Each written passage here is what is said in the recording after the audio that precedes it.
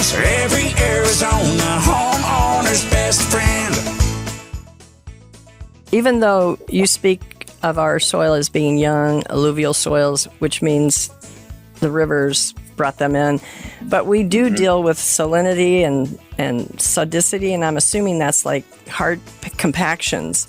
Those are big challenges in the desert soils. So what's one innovative strategy farmers have always used, and maybe are there other, or could use, other ways to manage these issues effectively? Yeah, I've always come back to that, and the thing that is most effective, most important to recognize, or just really quite often it means we come back to fundamentals. And when we're dealing with salinity, the good thing about that, in terms of dealing with salinity in soils, is that these salts are soluble. So what salinity is just a high concentration of soluble salts. Okay. We think of table salt, that's sodium chloride, and there are many salts. You put potassium with the chloride, it's potassium chloride, and et cetera, calcium carbonates, and et cetera, that we have in our soil systems. So we have an abundance of these soluble salts. But if we put water through there, it literally dissolves them and they flush through the soil. We call that leaching. And so what it's important for us to do, and it's an innovation, but it really comes back to fundamentals. It's been around for quite a while, but it's making sure people are alert to these things and aware of them. It's kind of like taking some tests medically for us. It may not be revolutionary necessarily that's going to save us, but it's paying attention to some of the fundamentals. What are the things you look for? What are the critical levels that you have to then be able to take action? What's a problem? What's not a problem? And be able to identify trends that are taking place, like increasing concentrations of salts in these soils. If we're sampling our soils regularly, we can pick that up. Also, just knowing what the water quality is.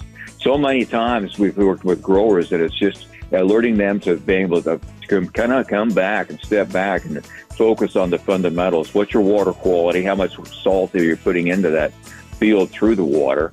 How much is accumulating in the soil? How much additional water, then we call that a leaching fraction. And that's the problem too right there, you see, is this water is our most expensive and most critical element we put into a crop production system. And what we have to do to manage salinity is put additional water on above what it takes to grow the plants. That's important today too, if I may say, in terms of what is being considered in Arizona, but how much water do farmers use?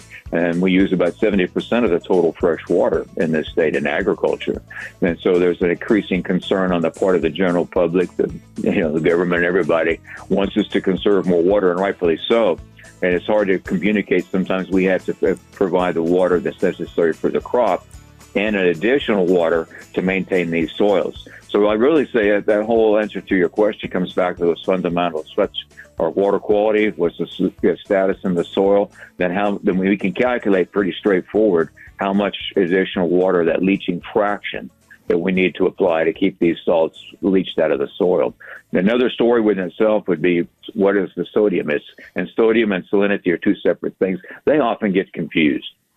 And so if I have a saline soil, do I need to put an amendment out there? People like to have these amendments and think, I'm going to put on some magic potion that's going to cure my salt problem. No, it won't. You don't need an amendment. The amendment that you need is just water.